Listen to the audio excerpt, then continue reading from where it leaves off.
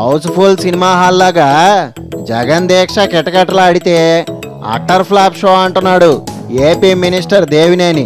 Point ఉతికారేసిన Jagan frustration లో ఉన్నాడు అంటున్నాడు. దేవినేని కవరింగులు చూద్దామా?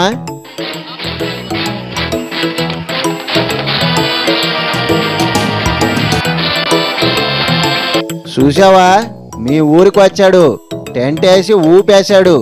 4-5 గంటల కల్లా దుకాణం మూసి తన అక్కస్సు అసహనాన్ని బయట పెట్టుకున్నాడు.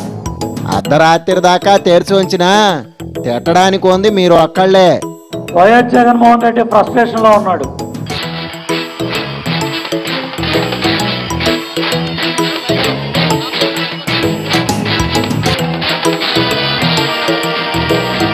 స్టేషను లేదు, ఫ్రస్ట్రేషను లేదు, ఎండలో కూర్చున్నా కూల్గా ఉన్నాడు. ఒక హద్దు, ఒక పద్ధతి లేకుండా మాట్లాడితే సెక్యూరిటీ లేకుండా రమ్మంటాడు. మీరెట్టాగూ రారని అప్పుడప్పుడు అట్టా సరదాకి బెలస్తుంటాళ్లే. 10 సంవత్సరాల ప్రతిపక్షంలో 2817 కిలోమీటర్లు 208 రోజులు ప్రజా సమస్యల మీద ప్రజల్లో తిరిగిన మా నాయకుడు ప్రజా ఆమోదంతో, ప్రజా బ్యాలెట్తో వైఎస్ఆర్ కాంగ్రెస్ పార్టీని మట్టి కనిపించాడు. అబద్ధపు హామీలు ఇచ్చే వచ్చారా అంటున్నాడు. మీ హామీల సినిమా కూడా చూపించాడు. ఒక ఎమ్మెల్యే కొనడానికి కోసం 5 కోట్ల రూపాయల డబ్బులు ఖర్చు పెడతా ఉన్న నువ్వు, అవినీతిలో నిండా మునిగిన వ్యక్తివి నువ్వు, అవినీతి రహిత రాష్ట్రం కావాలని చెప్పి ప్రమాణం చేపిస్తా ఉన్నావు అని అంటే నీకన్నా సిగ్గుమానవాడు ఎవడైనా ఉంటాడా అని చెప్పి నేను అడుగుతా ఉన్నా చంద్రబాబు నాయుడు గారు. 5 సంవత్సరాలని నిడుపులపాయికి, బెంగళూరుకి, ఆంధ్రప్రదేశ్ ప్రజలు నేను తిరస్కరించారు. మీ మెడలు వంచి పని చేయిస్తాడంట, కాసుకోండి. ఇవాళ నువ్వు మాట్లాడే భాష, ఇవాళ నువ్వు మాట్లాడే మాటలో నీ కన్ఫ్యూజన్ని, నీ ఫ్రస్ట్రేషన్ని తెలియజేస్తా ఉన్నాయి. జనాన్ని చీటింగ్ చేసినందుకు మిమ్మల్ని రాళ్ళు ఇచ్చి కొట్టినా తప్పు లేదంట. ఇవాళ రాళ్లతో కొట్టమని వైఎస్ జగన్మోహన్ రెడ్డి విధ్వంసకర పాత్ర పోషిస్తా ఉన్నాడు. ఎమోషనల్ స్పీచ్, ఆడున్నోళ్ళంతా పోనకం వచ్చినట్టు ఊగిపోయారు. ఎంత దుర్మార్గంగా మాట్లాడుతున్నాడు, ఎంత అసహనంగా మాట్లాడుతున్నాడు, ఎంత చౌకబారు భాష ఉపయోగిస్తా ఉన్నాడు. సూటిగా ఒకటే ప్రశ్న, బాబు వచ్చాడు, జాబ్ ఎప్పుడు వస్తుందో చెప్పు. A1, A2, A3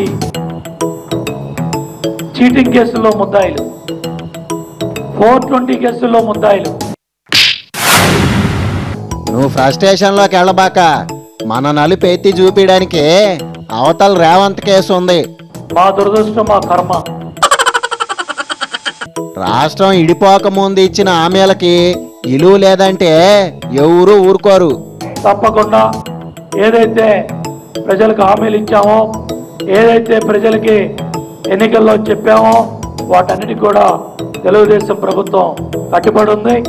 అప్పటిదాకా మీ హామీల మీద ఏడబెట్టినా సినిమా చూపిస్తానే ఉంటాడు.